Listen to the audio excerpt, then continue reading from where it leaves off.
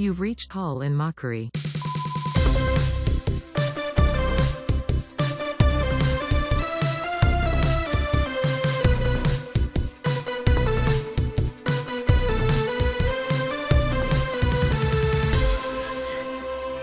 I must have the wrong number. I'll call you back. Liquid Death. If you send us one of those little, we just want one of the little fridgers that sit right behind us, and you go, oh, that looks so nice. If you could turn around and get a water whenever you want, because sometimes people are so thirsty. I was getting so thirsty that I had to get my Liquid Death. I was looking up something in my emails, and I just saw that I missed a pre-sale opportunity for Eric Clapton. Oof. Was he with his band? Let me see. Eric Clapton will be performing. Oh, this is exciting. With his band. Yes. That's awesome. There will be. So there was this. I don't know if you heard about this. With the. Let me see. Global warming. Yes. The military industrial complex. Oh, no. Oh. I was going to say the military industrial. Light and Magic? Yeah. The VFX. General, we need more weapons. Okay, George. So George Lucas made that.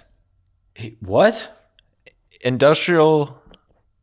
He should do like a song, like one of those, like a trap song where he's like, Industrial Light and Magic. I made that. It's always funny because it's kind of the Bill Burr rant about Steve Jobs, where he's like, well, he didn't do it. He just said he wanted all of his music on his phone. And then an army of scientists figured it out. He didn't do it. That's kind of George Lucas's story. Yeah. I love him for it because you need that. You need the guy with the idea and the money or the wherewithal to find the money to get you to do the business. And you need that sort of cult of personality where even just blatantly he puts it on in the special features he's like, I need a ship that's made of a fish. And then he just goes and looks at 90 people's drawings as they all sit there like they're on Great British Bake Off. Yeah. And he gives one of them a handshake and they're like, oh, he took my design. He highlighted mine with orange, which means he might use it. And then he does, and people are like, George, did you create that? And he goes, yes. When I thought of the Tralfamadorians, I knew that they had to be fishy-like people. No, I love the guy. Yeah. I do. Check out our new album, Fishy Like People. I think it's going to be big. Remember the first song? Yeah. Oh, how could I forget? Off our new album? Like it's called Branzino. Yeah. If you do, Branzino. If you don't. Yeah. I remember that. It reminds me of this thing that I was looking at earlier about the king. Because there's this whole thing about the king going to the bathroom. And of course, we as a people have to watch the king go to the bathroom. And when I say that, I'm of course speaking about the royal we. You were asking me if I knew about something, and I derailed you. It was that. He found his way back. I found folks. a different way to get to it. And definitely do call in to 319 Dub Myth. This is the show Call in Mockery, where you call, we mock. And we'll blast that number on the screen somewhere for you to see it, so you can call in. It's an anonymous phone number. We don't know who it is who's calling. You can call and tell us anything that you want. And if you see some fights that we're getting into on social media with different people, this is kind of scary for us to open up the phone lines like this to anonymous people calling that you can call and tell us anything. So we'll take it at this point. Our episodes are getting shorter, and Leon is, of course, getting larger. So it's kind of up to us to... The professional? Yeah. Well, when you get older, it's just a thing that happens to you. Is that right? Natalie Portman, you're getting larger. She's like, I'm 30 years older. What did you expect? He's like, ha, ha, ha, ha. Ha, ha, ha, ha. Oui, oui, Léon. Le professionnel. Is that right even? Oh, you know, Does it matter at this point? it's one of those movies I should watch. It's like one of those film school movies where Yeah, when it's you go like- around and everyone says Fight Club, and then someone goes, I actually prefer Leon the Professional, or someone says, I like Godard, and everyone throws tomatoes at them. But it's a good thing. Yes. I like Godard, and they're like, yes, that means you know exactly what I know, which is nothing. That's what I put on my, this is a secret grilled cheese recipe. Oh, Monterey Jack, Godard. who? Monterey Jack, the guy from that Terry Gilliam movie. Yes, yes, Monterey Jack, Godard, and Will someone call us? I feel like I'm sitting in a crazy room. You know what Okay. those are? With the padded walls. oh yeah. Are we ever going to address what the hell happened to you? We can't. You won't let It's us. sort of like, what's, you know when they're working on, is it Luke's hand? And it's like, they open it. Yeah, and yeah, you see that it's like that. Okay. Earlier today, I went to a store to find whirligigs. Oh, We needed a few whirligigs. I didn't think this was going to come up. So we went to the store to get some whirligigs for where it's a scare tactic we're going to try out in the gardening fields to scare away creatures and critters that are eating up all of my strawberries. So we're going to put in some whirligigs Yeah. that will hopefully detract, Oh, are they like, deter. Yeah, they spin in the wind. Yeah. Some call them spinners. I call them whirligigs. I had to back away from the microphone because what I did was really loud. Yeah, do it again. Just go ahead and do it again, Okay. but be careful. If I was close to the microphone, I would have blown your ears out. You would have driven into oncoming traffic. It's like when you download an album from LimeWire and they're all the songs were taken from different sources. So you're going through and then one of them just explodes your eardrums. Yeah. And then one you can barely hear. Then one's a live version. And one of them is just a Nirvana song. Yeah. Like this is not even the right song.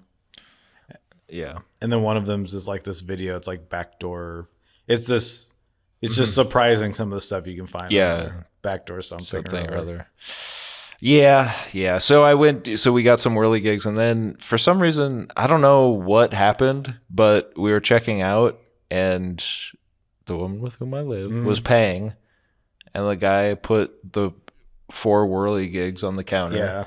No, we don't need a bag. So then I picked them up while she was paying. I picked them up, and I was just kind of holding them, and then he started laughing, like crazy. He was like, he just couldn't help it, and then he said, "I'm sorry," and just kept laughing. I didn't know if it was something else or if it was me holding these flower whirligigs. Just the sight of a strapping, tough guy like me holding these whirligigs. It's just such a weird juxtaposition. Yeah. I thought I'd never see this. So he just started. I don't know. I still don't know. It's kind of, weirding me out. Yeah. And then on the way to the car, she was like, was he laughing at you because you were holding the whirligigs? Mm-hmm. I was like, I don't know. Because she was just paying. Yeah. Nothing happened there. No one else was in the store really, so I don't know if there was anything else that it just reminded him of something else that was Yeah. funny. I'm a little worried that this could be like sort of a boy named Sue. Like this is your villain origin story that we've been hearing so much about online. Yes. Where it's sort of like I was put in this position kind of, out of my own power. Yeah. And now here I am being laughed at just for simply holding the whirligigs. Which, of course, what did we say our album is? Money for Nothing and The Fish for Free or whatever. Yeah. It'll be coming under our band, The Whirligigs. God, that's pretty cool. So look that up on the new Apple Classical app. It's all chamber music. So I think the big thing that we take out of this is a story that I remember. Great. Where a guy came in to work. I think you were there. But this guy, he paid for something. I had to get his name for the order. And I said, could I get your name and your phone number? He goes, yeah, it's Drew Butts. And so and he's like Butts, as if I didn't know. And I was in this situation, but I was able to go into kind of a Zen mode because I knew that I would ruin this or just add to his boy named Sue situation. His name's Drew Butts. Yeah. He's heard everything under the sun. Mm-hmm. So, yeah. But yeah. But what am I going to add to that? So I just went, oh, okay. But it's like, you can't say Butte. Everyone whose name is Butt says that it's Butte. Yeah. And you're like, well, no, obviously it's not. Yeah. Well, we're the Coach brothers. No, you're not. Yeah. Yeah, you're the. Well, I'm not going to say it. No, I can't. Well, not on here. No, you're the Butt brothers. Yeah, that's funny. So that's sort of what I think of. I don't even remember that. Maybe he's had like a tryst with someone in the Ace Hardware where you were, and he just remembered, losing his V card near the Whirly gigs. That could be. And it's just one of those moments of ecstasy in his head. And he just couldn't help it. Yeah. He's like, sorry, it just reminded me of this time I deflowered someone. In the Whirly gig section. Yeah. And you're like, oh, okay. Yeah. Just be honest with people. Just tell me that's what it is. Someone was spinning while the Whirly gigs were spinning. Certain stuff like that. You can just say. Sorry, yeah. I'm cool. Yeah. We're cool too. You can just tell us what's going on. If you say there's a human sit and spin situation going on, mm-hmm. I'll understand. Mm-hmm.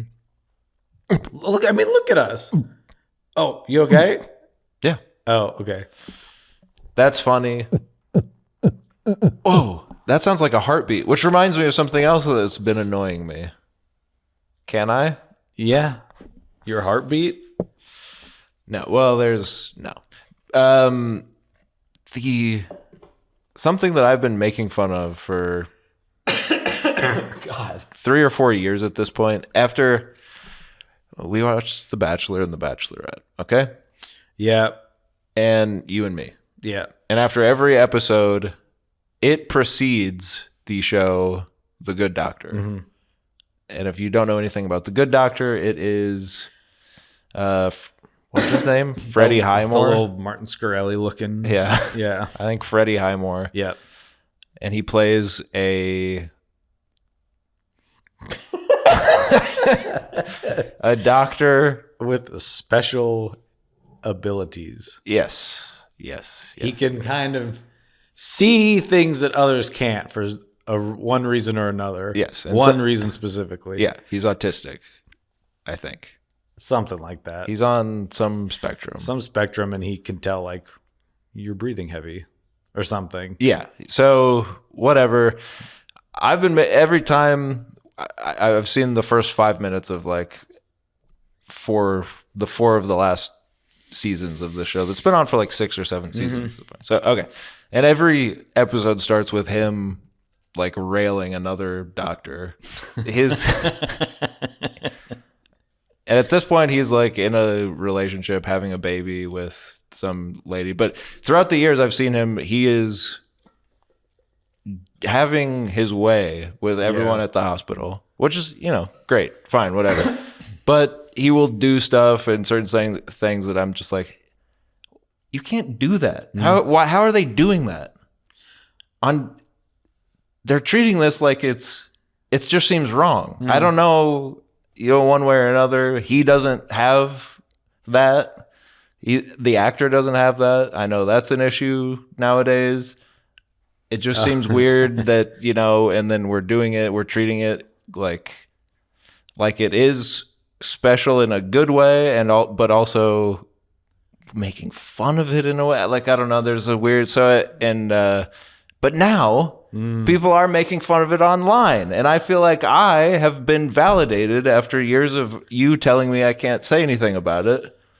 And now the rest of the internet is laughing about all the crazy moments that happen on the show and how it is an irresponsible depiction of someone with these special abilities. I thought that when it first started, when I heard that. That's what, yeah. Like you said, it's been on for, 6-7 years now, I think. Yeah.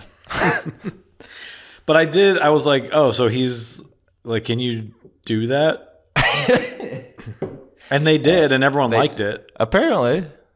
But now the internet, I don't know if it's on your feed. I've seen a few, where he's like screaming and stuff. Yeah. But he isn't a good doctor, is basically what it amounts to. Because he is just kind of generally not good at being a good doctor. Mm-hmm. But he is a good doctor. Yes. That's what people need to understand. Mm-hmm. This is why we will say we will be the first to cross the picket line. Yep. If we need to get this show back on the air, we will do it for you. I believe CW's closing down. You're not going to have that shit anymore. Okay? Yeah. We need something on TV, and it's going to be a good doctor. If not him, then who? If not him, then ha. Hee-haw. It's like hillbilly. What's that like? It's like the supermarket version of Mountain Dew. It's like hillbilly tears or something. Hillbilly holler. Hillbilly holler. Amen. Or I think there is a hee-haw, maybe. Okay. Great. No, yeah, say that on the podcast.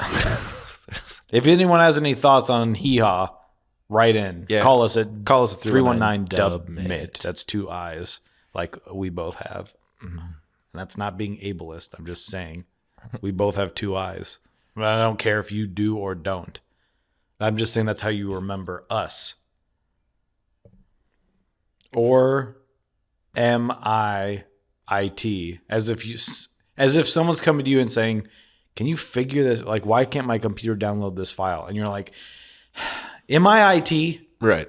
You're at your in-laws and they're like, the printer doesn't work again. And you're like, you just roasted me over an open fire. You just London bridged me, right? You made a spit roast out of me, right? You made a London Tower out of me, right? You made an Eiffel Tower out of me, right? You made an Eiffel, right? Because you don't like my politics. And now you want to know why your computer doesn't do the thing you want to do, right? Am I IT? yes. And, of course, you got in trouble because you were talking about dub, which is famously W.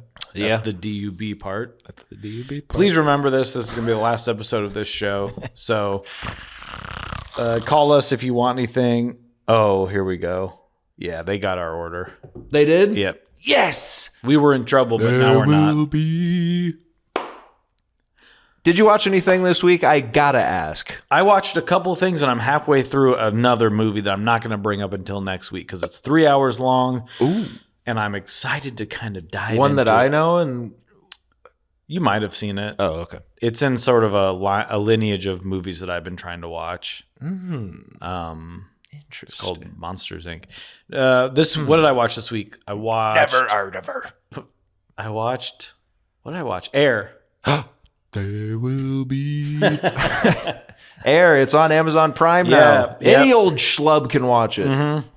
Good. Should have went to the theater, but also, now that I've seen the movie, didn't need to go to the theater. Yeah, it's just people talking. Did you see it? No. Okay, so they did the best they could do about a movie about a guy trying to make sneakers a business deal. Right. Not even making the sneakers. No. Because they go to the guy and he's like, "What do you think about this?" And they're like, "It's perfect."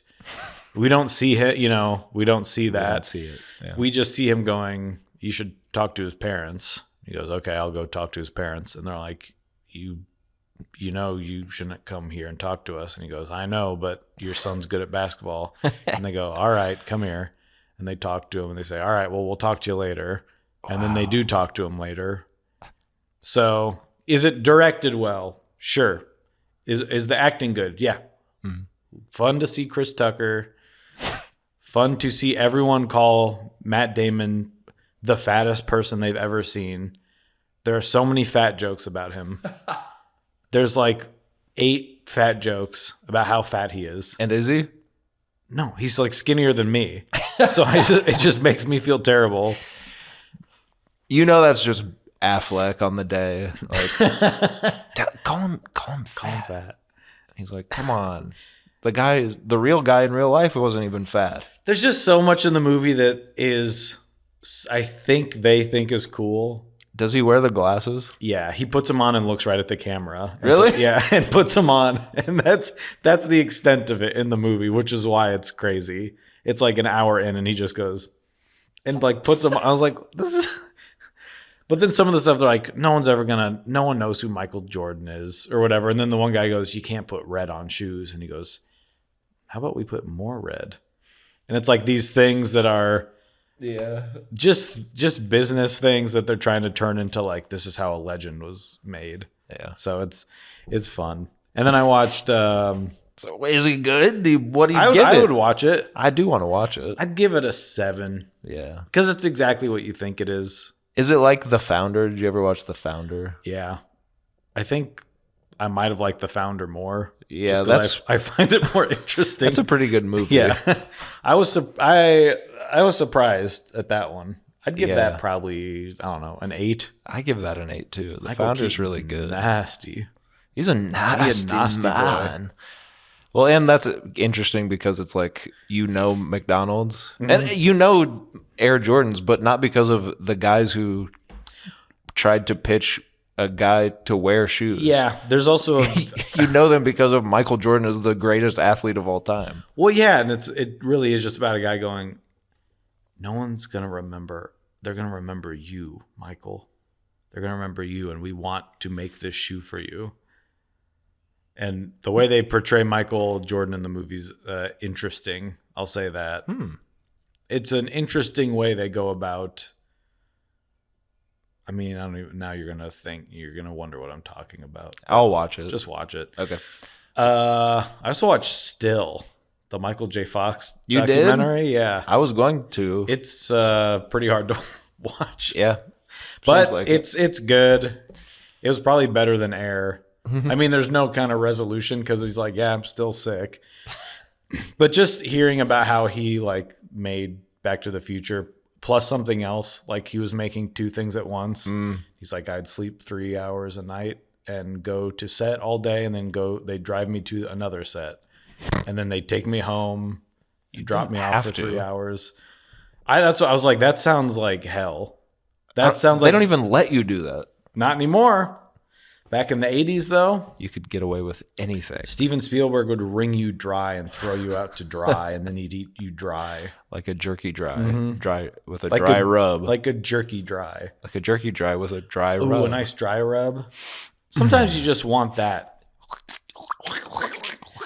But it's Wet food or dry food? Just answer it really quick. Don't without thinking. Wet. Sick. It's like I was watching a thing the other night, and they said the consistency is more like a cookie and less like a biscuit. They want it to be more like a biscuit, which is hard. And I was like, make it moist. Well, Give me that cookie. I guess for me, it's dependent on the food that we're talking about. But yeah, I would rather have a cookie than a biscuit. Anyway, go ahead. You watch Still. Great. Yeah. Well, Great. I don't know. Watch it. I say it's hard to watch, but also the whole thing is about him going, stop feeling sorry for me. Yeah. Well, and then have you heard those stories about like he amps it up when he's on?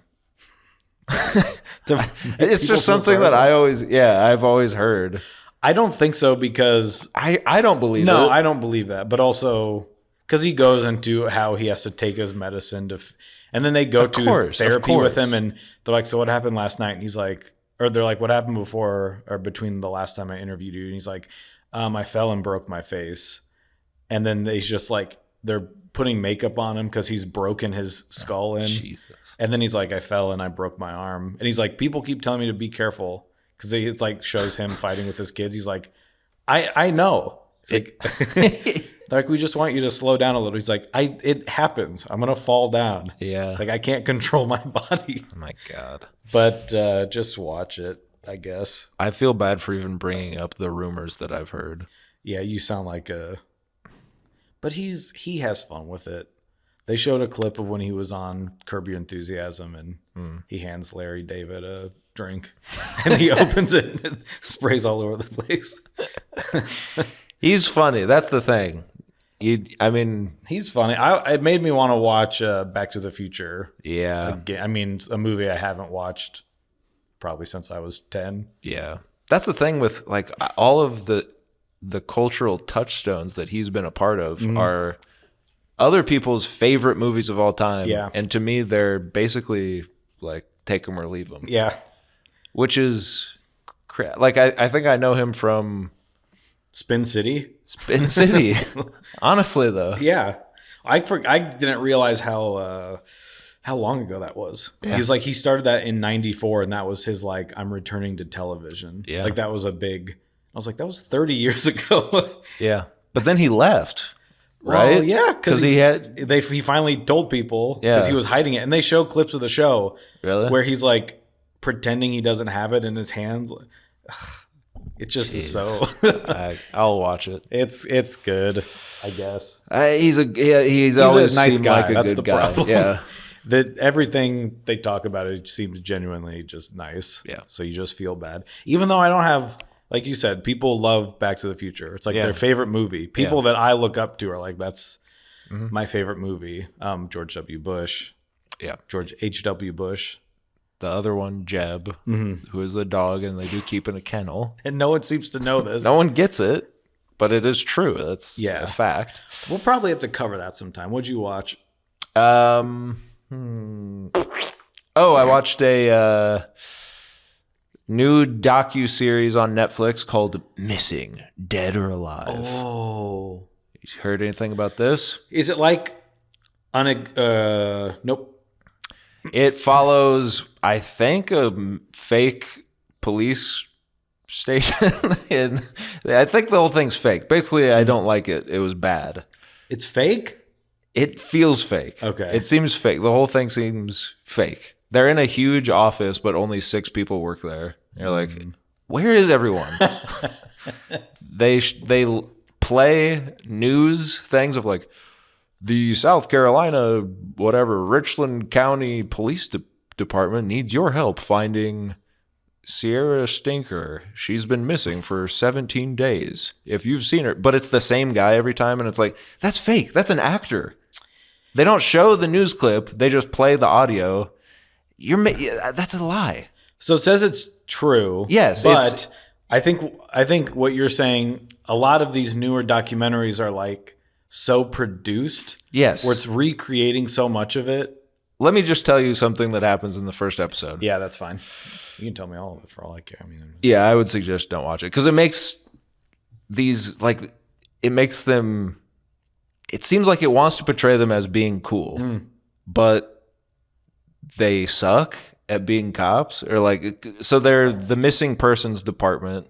So they're like it's only like 6 people specialized in missing persons or whatever, and the first thing they do is there's a lady missing, and the thought is that her son has killed her.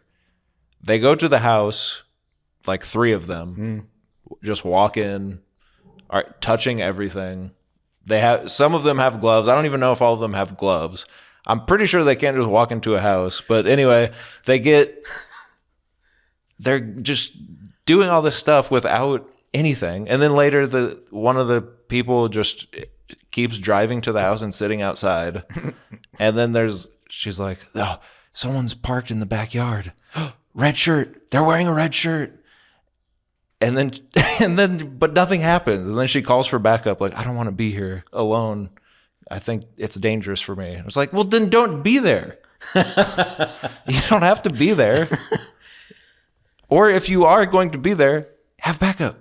Everything seemed like I'm going to go do something badass. And then they're like, but actually it's kind of dangerous. And it's not a protocol to be doing any of this. To the point where we were like, I think it's like House Hunters where they've already bought the house and then they act like they go through. I'm pretty sure that's what it was, where like they already went through the crime scene and then for the show they acted like they got there in the middle of the night and we're like, oh, that door's locked. We got to get a warrant to look behind that door. And nothing's behind the door. And you're like... You saying that it's real but doesn't seem real or whatever, it just reminded me that I have to watch Jury Duty. Now that's a good show. So was that done? Yes. Okay. Watch that. Yeah. That's great. That's all that reminded me of. Yeah. So I said, oh, I gotta watch that. Not this missing, dead or alive Well, Bon Jovi. It might be that it's just the filmmakers, because other stuff they needed to get this lady's. They're trying to figure out if this old lady is actually dead or just missing. They find her some bank statements at the house, and then like 3 days later, they try to figure out if she's taken anything out of the bank. It's like, wouldn't that be your first thing? If you think she ran away from her abusive son, wouldn't be the first thing be like, well, check your bank activity, because if a large sum of money transferred, it's probably the son, having killed her, took all the money, or she's taking money out as she moves. Yeah. But no, they had to, and maybe it's the filmmakers editing it out of order in a way that doesn't make sense, because that could be possible too. There were just a lot of weird things that it was bad. That's a little bit of an issue with so many of these documentaries now. Yeah. I think people go, well, I can do one of those too. Yeah. But there's the integrity of a documentary, and how much do we get involved, or how much do we drive the narrative. It's kind of like, what was that, the staircase or whatever? Staircase. The owl flew through the wall, ate his wife whole. Well, I feel like at some point he starts to become friends with the guy. You're like, because he'll talk to him, and then, but I'm like, I feel like he's on his side. did you watch that? Yeah, That's like one of my favorites. I like it. I'm just saying there was some. Yeah, and I I'm mean, not against anyone doing No. There's. Hey, look, if there's anything that you should take from me, is that authority is nothing. We are Yes. put on this earth as grains of sand, and we will be blown, hopefully, away. Yeah. But I'm just saying, there's some parts where people start to then talk to the filmmakers, and then they start to suggest stuff, and it's like, hey. He's like, well, maybe you didn't kill your wife because they didn't find blood on your shirt, and he's like, that's right. I don't remember that. That didn't happen, but there's just well, that's why I like that one so much, because it seemed like the least like the filmmakers had a hand in it. I just was like, To me. it feels like we're supposed to be on his side. Well, yeah, but I think that's I just don't know. because then that one's good too, because they do go into how and why he would have done it, because he was like trying to hide a secret life and all that stuff. And then they ask him about that, and he's like, look, I've done some bad things. Oh yeah, I forgot he was kissing dudes. Yeah. And he's like, my wife knew. Yeah. And then everyone's like, his kids high-fived him, and the owl thing, they didn't even put in the actual show. it ate her. I just think that's an interesting one, because you can see how charming this guy is. Yeah, I like that one. But that's what's interesting too. No, let me think of a better. Is he too charming? And that's why, but he doesn't actually get away with it. That's what's crazy. Yeah, kind of makes you think. Some people maybe want more than some semi-charmed kind of life. Yeah, but I think a lot of these recent, because there's the other one I think I talked about on here, where they're like a guy is calling McDonald's and like trying to get the manager to, and all this missing one and that one, and all of these documentaries just prove how like the cops aren't very good at their jobs. Did you watch the Waco, Texas one? No. That's an interesting one. And the cops are all incompetent. Not all of them, but there's some that you do feel bad for, because they're like, this guy was my friend, and we're just small town, a little whatever. And then, as much as Landon sends me a text every day, it says, good morning, say it back. And then one says, a cab. And so then I say, yes, good morning, a cab. But they, like, none of them are on the same page about anything. And they're like, if they would have listened to us, probably all these people wouldn't have died. And then it's like, why are the cops doing this? Why are they provoking them?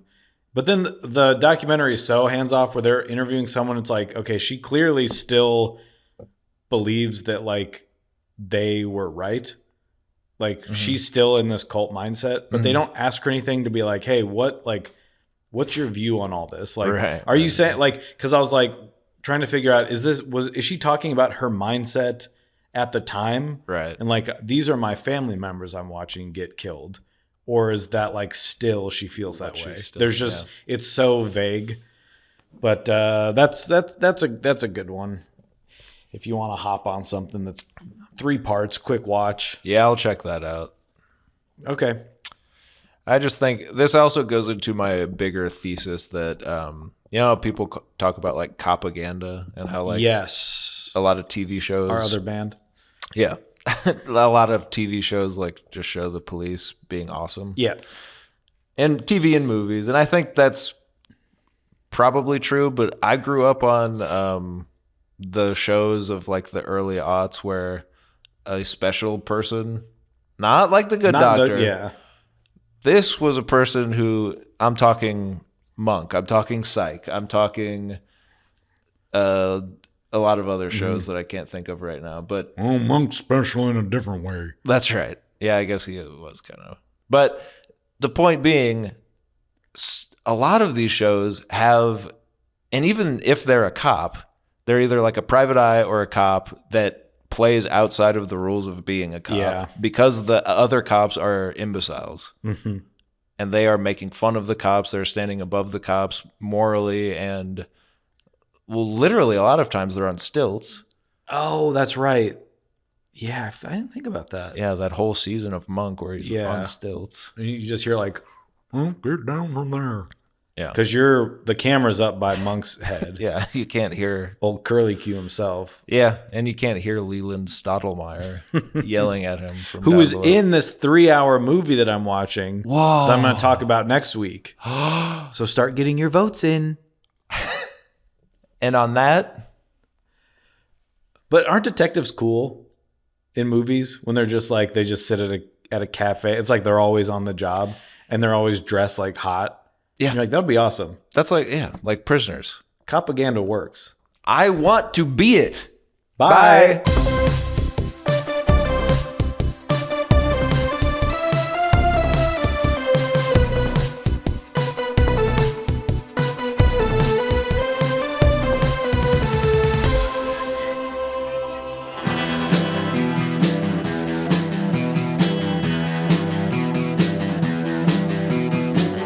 You're listening to the Prescribed Films Podcast Network, home to hundreds of hours of free podcast entertainment.